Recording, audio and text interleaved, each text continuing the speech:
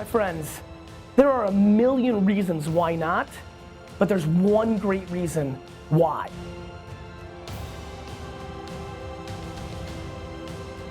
I get very upset when people try to suppress people from hard working without realizing that that's what makes that person happy. And whether it's me or Jason Fried and DHH, like I think we actually agree on most things. I think the thing we probably would, I'm curious in a sit down is it up to us to know when Dan or Johnny or Susan are on the verge of burnout, and or do we know, like telling people like you should work 40 hours a week or 160 hours a week eliminates knowing what they're about. I don't know what to say. I think none of us get to sit on an ivory tower and tell people what to do. Do I believe that hard work is an essential part of the kind of success that people define? I do. Do I think working so many hours that it burns you out that you need to retire or quit or you're unhappy in perpetuity is bad? Of course I do. I think this is a self-awareness game, and actually I think it's a much more interesting game of like, do you know why you're working or what are you trying to achieve?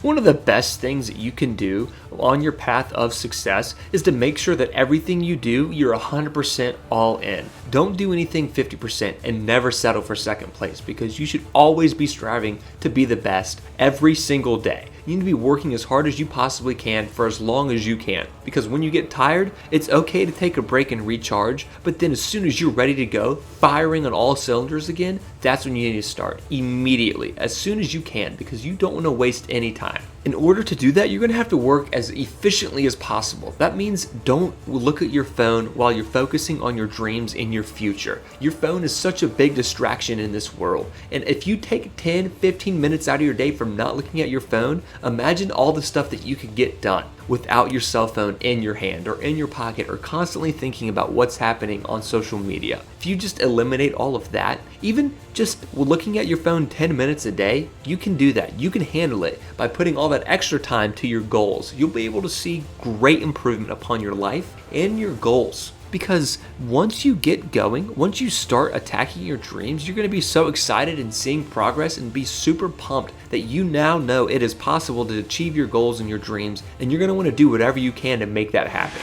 I literally stood there and watched people on the internet for 5 hours. It was that crazy. It was just that insane. It was so new. And when I finally had my turn to go on there, within 20 minutes, I landed on a message board where people were trading and buying in cards, baseball cards. And I realized, my God, I can do business on this thing. And over the next year, I went headfirst and learned about eBay, learned about what was going on in Amazon, started learning the early internet culture, and in 1996, I launched WineLibrary.com, one of the first 2 e-commerce wine businesses in America. From 1998 to 2003, in a 5-year window, I grew my dad's business from a $3 to a $60 million business on very, very important terms that matter to this entire room. I had no money. It was a $3 million business that had 10% gross profit, $300,000 before expenses. There was no marketing budget. What I needed is to make every penny work like a dollar.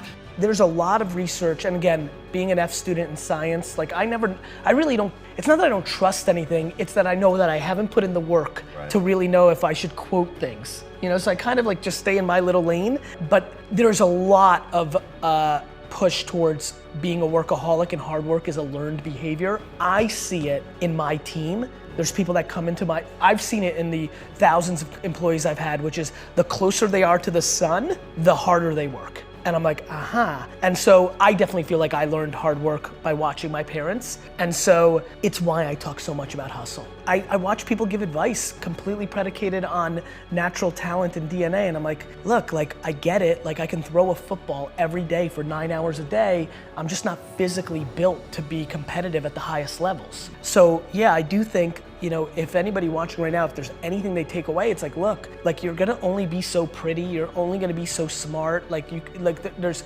things that are gonna be natural, and then there's things that you can actually control. I do believe, and I don't know if I'm right or wrong, I don't, I think there's massive confusion around entrepreneurship. Entrepreneurship sucks. I mean, it's lonely, it's high risk. I mean, I can't live without it, but it's like a bad boyfriend, right? Or girlfriend, right?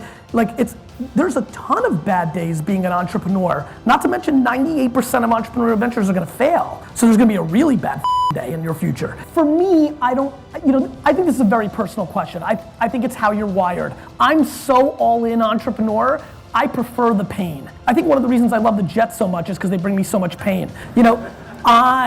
I love the climb. To me, the setback is exciting. I love when something goes wrong. It's where I shine the most. But that's not for everybody, right? I mean, it can be very difficult. And when you start affecting your life and your loved ones and all the other things, it can get real nasty. To me, the way I handle things, even in the few rare days when I really struggle, I take a real step back and make pretend that somebody called me and told me that my mother or daughter were killed. Thank you all so much for watching this video. If you haven't already, please go ahead and like the video, go ahead and subscribe to the channel if you're new, and let us know what you thought down in the comment section below.